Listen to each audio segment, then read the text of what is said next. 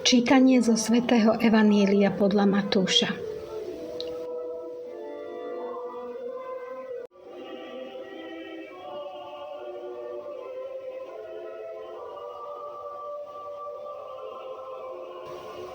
Rýchlo vyšli z hrobu a so strachom i s veľkou radosťou bežali to oznámiť jeho učeníkom. A hľa, Ježiš im išiel v ústrety a oslovil ich. Pozdravujem vás. Oni pristúpili, objali mu nohy a klaňali sa mu.